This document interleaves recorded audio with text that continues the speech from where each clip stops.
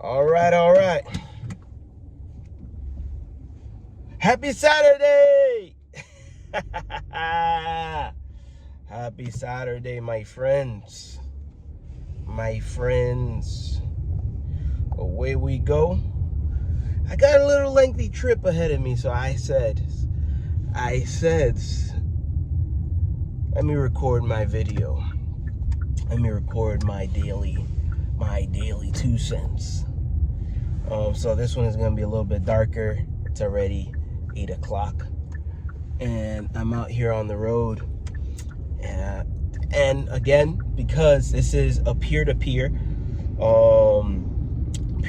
conversation, and that's what the format is here at the Road Book Club. I'm switching it up a little bit. The format, normally I talk about the books, and I guess it kind of ties in, because one of the biggest things that I found while doing Uber and Lyft rideshare was that I have a lot of conversations, and in these conversations, the goal is to kind of like connect outside of just get people from point A to point B. And it did happen many times. I was able to connect with people and see where they were coming from, see what stories they had. And that's what I want to make this episode about. I want to make this episode, I believe, 15. This is episode 15, guys. Episode 15. We're halfway. This is halfway through to the 30-day challenge. We're halfway through episode 15 about conversations. Oh snap, I just realized how dirty my camera is, gang. All right, let me fix that up real quickly. Just fix that up real quick. We're live. We are live. We are moving. We are grooving, and I hope that is a lot better. So episode 15, where we talk about conversations. And I thought about 3 conversations that really were beautiful conversations to me. And these people were able to share some valuable knowledge, if you ask me. Very valuable knowledge. The first one that comes to mind, it was this lovely young lady. She was 83 years old. And I go to the airport, and I'm picking up at an airport. It's an airport trip, and I'm waiting. You know, normally airport trips in Charlotte are very, very simple and straightforward. We pick up, and the timer goes off, and you show up. That's pretty much it, and people are waiting for you to get in the car. But this one wasn't like that. I go there, I give it my time, and normally the logistics is we turn off the app if the person is no longer there within the time frame. I think you guys know how Uber and Lyft work, right? So the person wasn't there. I tried contacting them. I don't know who I'm picking up, so I'm like, okay, this person is not here. So I ended the trip, and I got out the car. I was trying to speak with the people who work at the airport and said, hey, do you see this person? I'm looking, and they were even helping out too. And then finally somebody said, oh, she's walking over here right now. And I was like, what do you mean she's walking over here? Come to find out, she was an elderly woman, and 83 years old, and I'm still there waiting to see if I was gonna get another trip, and I hadn't gotten another trip. So I felt horrible, because I'm like, oh man, I just canceled on an 83-year-old. So, you know, I didn't get another trip. So I just ended up turning off the app, and I was like, miss, you know, if you need to get someplace, I'll drive you, because, you know, I'm already here. You don't have to even wait, you know. And he's like, oh, sure thing. I was your driver. And I was like, okay. So then she goes ahead and gives me, you just have to give me the address. She gives me an address. I dial it into my GPS, and we start driving. It was a little trip. I think it was like 45 minutes. And as we're driving, we're conversing, we're talking, we're communicating. Why? Because I'm speaking with an 83-year-old who doesn't revolve her life around the phone and doesn't revolve her life around emails. That she's past that time already. But she was so cool. Let me paint a picture for you. So she walks up, and I could tell that she's an elderly woman, but she's wearing this cool, like, floral denim jacket, ripped jeans, and I'm like, what? I thought that maybe she was like 60, and then she gets in the car. She's like, are you Joel? I'm like, yeah, that's me. You missed, boop. Yeah, and that's my own censorship. And she's okay, yeah, no, it's great, you could drive me. So she gets in the car, we start talking, and then when she tells me, get to the conversation, I'm like, okay, good. And the conversation gets pretty good pretty quickly, and we get to the point of age. And I was like, oh, okay, what? And she starts like, well, I'm 83 years old, and I'm still traveling. That's what brings me to Charlotte. Right? I'm meeting my girlfriends here, and we're gonna go on a trip. We're gonna go on a road trip. So they told me to meet them here in Charlotte. I was like, really, 83, and you're traveling by yourself, right? She was like, yeah. I was like, oh, so you have to. I'm not, and I told her, I'm not even. This is not even like just a compliment. I really need to know your secret, because she was super lucid, and she was sharp as a tack, and just all there.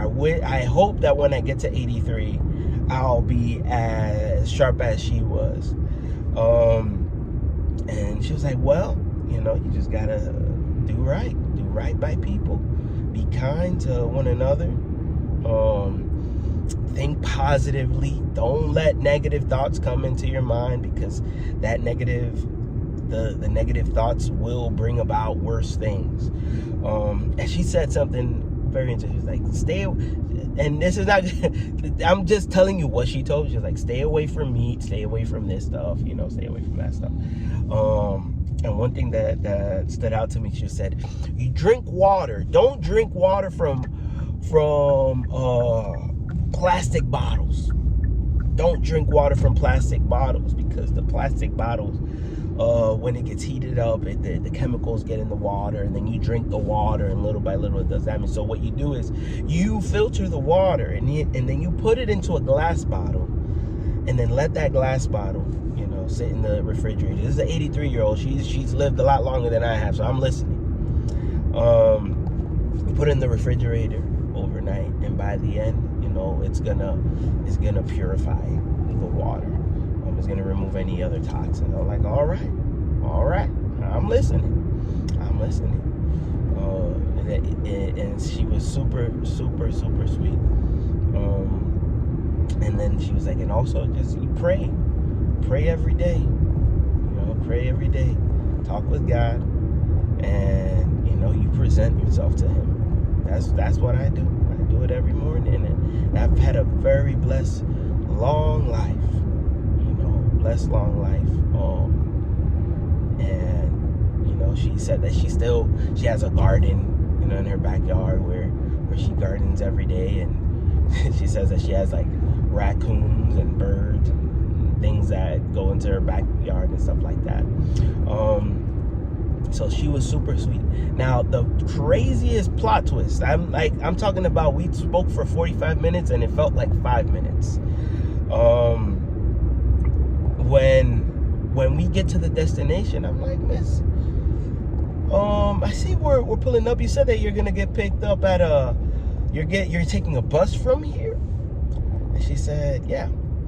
Like, I'm looking at the address, and this is normally like charter buses. They're in a big parking lot where they could like do U-turns. This is a neighborhood here. I was like, really? Like, it says this is the address. Like, well, let's try to figure this thing out. And I told her to call her friend. Like, you call your friend, and you sort it out. You tell her, just confirm the address for me, because this doesn't happen. If it's gonna be an address, it should be the same address. It should make sense. So, and I want to make sure that you're okay. I'm not gonna leave you. Just I'm here to help you. You know, and I'm talking about, it was a really great conversation. I can't recall all that we spoke about, but it's one of those things, like, you can't remember. You don't remember everything that everybody says, but you remember how it made you feel, and that was a very special conversation to me. And I remember her name. You know, I got her contact information, and but you know, that's I don't have to say her information here on the YouTube channel. So I was making sure that she was at the right place. So when she calls her friend who were meeting her up, and they said, no, we're here. We're right here. Where are you? And I'm like, there's something's very off. And she goes, it's like, what's the address? And then she starts saying the address and da-da-da. But at the end, instead of saying Charlotte, she says Charleston. And then she said, Charleston? I was like, oh no. It's like, Charleston, friend, you're gonna have to forgive me. And I tell you this is exactly what she did. I was hearing it with my own ears. She said, honey, I'm speaking with her friend on the phone. Honey, I'm actually in Charlotte. I thought that the flight was gonna take me to Charleston. No, this thing took me to Charlotte. But you know what? If I didn't make it to that trip, that means that God didn't want me to make it to that trip. What I'm gonna do, honey, I'm gonna hop on the next plane going right back up north. All right. Hey, you sure? Like, yep. No, that just means that God doesn't want me to go there. All right. Well, you enjoy the trip. You enjoy the trip too. Thank you. I'll see you on the next one, okay? All right. Long time relationship that she had with these women, and just like that, a change. She went to a whole different state. Really, Charleston is in South Carolina, 2 hours away from Charlotte. He's like, oh no, I don't got time for that. And she said, oh, what can you do? You could, just drop me right back off at the airport. I'm gonna get a ticket and just head back home. And she did it. She did it bat an eye. I thought that was so sweet. So, 83, few things will shake you at that point, one would think, right? So I thought that was so powerful. And I drove her to the airport. I drove her right back to the airport. The thing that I valued more about that conversation was entirely that whole interaction was beautiful.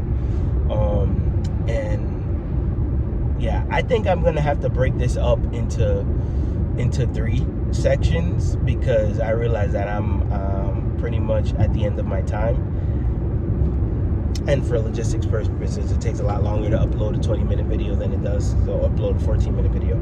So that was my first amazing conversation that I had with a not first, but one of the top conversations that I had with the passenger. She was like, just take care of yourself. You love your boy, love your family. Because I get into it, friends. With my passengers, we talking about family. We talking about what are we learning. We're talking about business. We're talking about marketing. We're talking about what are some innovations in different spaces. AI. We're talking about fear. We're talking about culture. We're talking about all of this stuff. So it has been a very eye-opening experience to be able to sit down with so many people and sit and actually take the time and to listen to one another. Something that is not seen every single day in this world where we're always buzzing around.